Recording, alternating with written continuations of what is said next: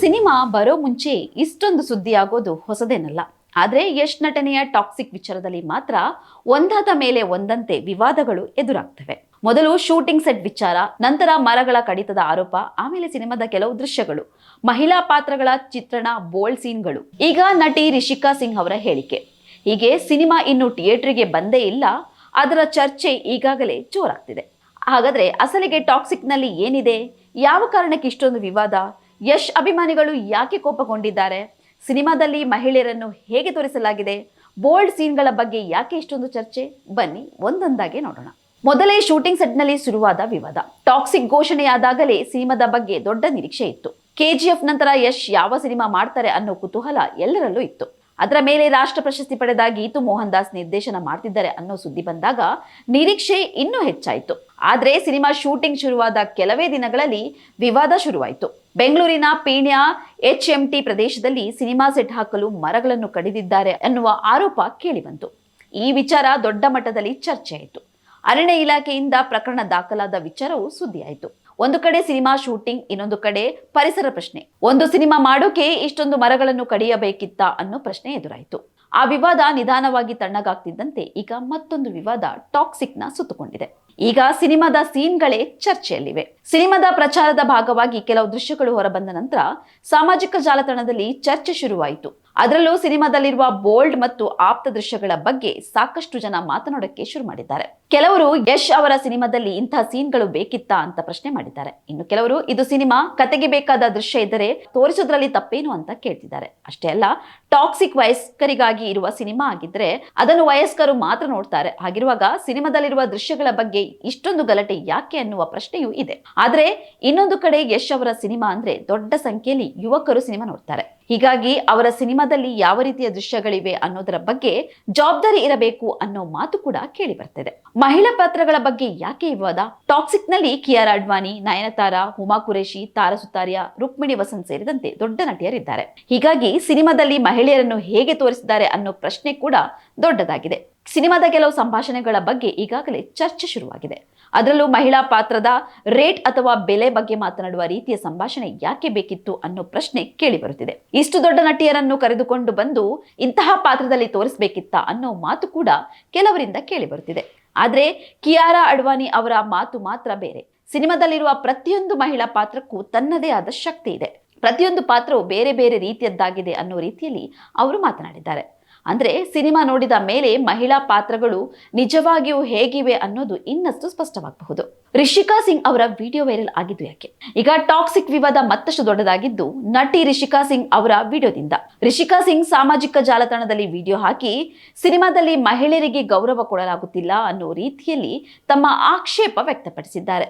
ಮಹಿಳೆಯರಿಗೆ ಗೌರವ ಕೊಡದಿದ್ದರೆ ಕರ್ನಾಟಕ ಖಾಲಿ ಮಾಡಿಸುತ್ತೇವೆ ಅನ್ನೋ ಹೇಳಿಕೆಯೂ ಮಾಡಿದ್ದಾರೆ.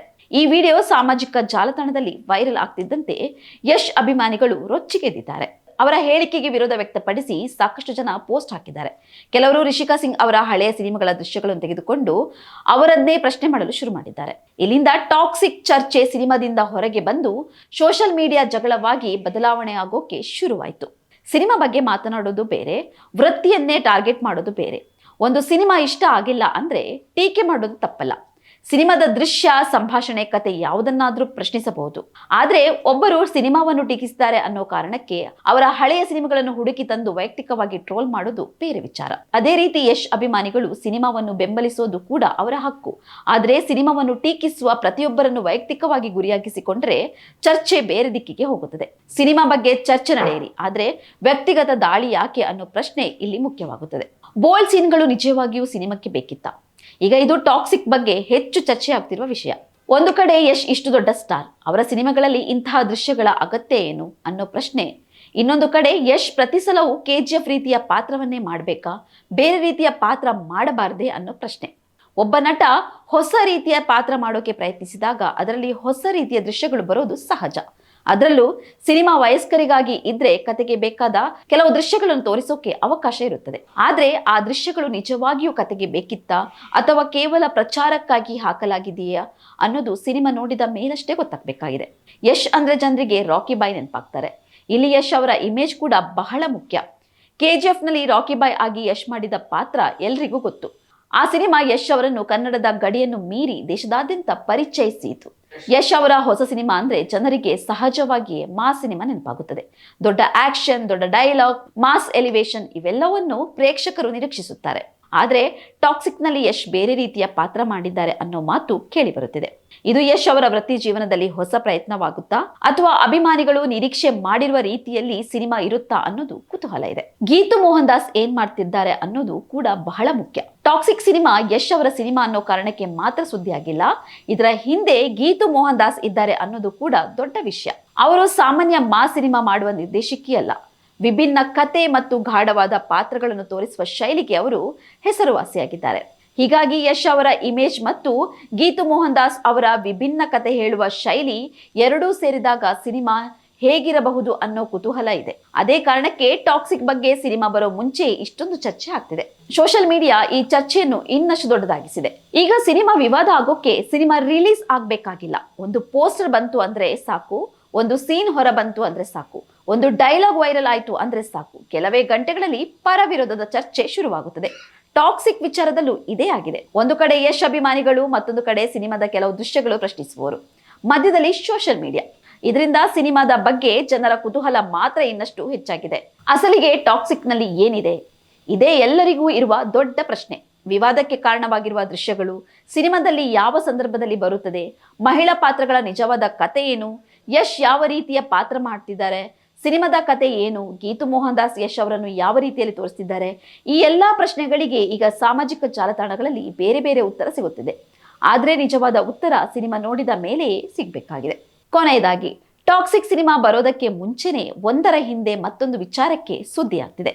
ಮೊದಲು ಸೆಟ್ ವಿವಾದ, ನಂತರ ಮರಗಳ ಕಡಿತದ ಆರೋಪ, ಆಮೇಲೆ ಬೋಲ್ಡ್ ದೃಶ್ಯಗಳು, ಮಹಿಳಾ ಪಾತ್ರದ ಬಗ್ಗೆ ಚರ್ಚೆ, ನಟಿ ರಿಷಿಕಾ ಸಿಂಗ್ ಅವರ ಹೇಳಿಕೆ, ಯಶ್ ಅಭಿಮಾನಿಗಳ ಪ್ರತಿಕ್ರಿಯೆ, ಹೀಗೆ ಸಿನಿಮಾ ಸುತ್ತ ಚರ್ಚೆ ದಿನದಿಂದ ದಿನಕ್ಕೆ ಹೆಚ್ಚಾಗ್ತಿದೆ.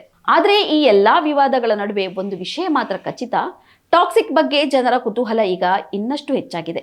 ಇದು ಯಶ್ ಅವರ ಮತ್ತೊಂದು KGF ರೀತಿಯ ಮಾಸ್ ಸಿನಿಮಾ ಆಗುತ್ತಾ, ಅಥವಾ ಯಶ್ ಅವರನ್ನು ಸಂಪೂರ್ಣ ಬೇರೆ ರೀತಿಯಲ್ಲಿ ತೋರಿಸುವ ಸಿನಿಮಾ ಆಗುತ್ತಾ? ವಿವಾದಕ್ಕೆ ಕಾರಣವಾಗುವ ದೃಶ್ಯಗಳು ಸಿನಿಮಾದ ಕಥೆಯಲ್ಲಿ ನಿಜವಾಗಿಯೂ ಎಷ್ಟು ಮುಖ್ಯ? ಮಹಿಳಾ ಪಾತ್ರಗಳು ಹೇಗಿವೆ? ಮತ್ತು ಮುಖ್ಯವಾಗಿ ಗೀತು ಮೋಹನ್ ದಾಸ್ ಅವರ ಕತೆ ಹೇಳುವ ಶೈಲಿ ಮತ್ತು ಯಶ್ ಅವರ ಸ್ಟಾರ್ ಇಮೇಜ್ ಸೇರಿದಾಗ ಯಾವ ರೀತಿಯ ಸಿನಿಮಾ ಹೊರಬರುತ್ತದೆ? ಈ ಎಲ್ಲಾ ಪ್ರಶ್ನೆಗಳಿಗೆ ಉತ್ತರ ಸಿಗೋದು ಸಿನಿಮಾ ಥಿಯೇಟರ್ಗೆ ಬಂದ ಮೇಲಷ್ಟೇ. ಆಗಸ್ಟ್ 26ರಂದು ಟಾಕ್ಸಿಕ್ ತೆರೆಗೆ ಬರಲಿದೆ. ಆ ದಿನ ಸಿನಿಮಾ ನೋಡಿದ ಮೇಲೆ ಪ್ರೇಕ್ಷಕರಿಗೆ ಒಂದು ಪ್ರಶ್ನೆ ಖಂಡಿತ ಇರುತ್ತದೆ. ಇಷ್ಟೆಲ್ಲ ವಿವಾದ ಆಗಬೇಕಾದ ಸಿನಿಮಾ ಇದಾಗಿತ್ತಾ, ಅಥವಾ ವಿವಾದವೇ ಸಿನಿಮಾವನ್ನು ಇಷ್ಟು ದೊಡ್ಡದಾಗಿ ಮಾಡಿತ್ತಾ? ಅದಕ್ಕೆ ಉತ್ತರವನ್ನು ಪ್ರೇಕ್ಷಕರೇ ಕೊಡಬೇಕು. ಇವತ್ತಿನ ವಿಶೇಷ. ಮುಂದಿನ ವಾರದಲ್ಲಿ ಮತ್ತೊಂದು ಟಾಪಿಕ್ ನೊಂದಿಗೆ ನಿಮ್ಮ ಮುಂದೆ ಬರ್ತೇನೆ. ನಮಸ್ಕಾರ.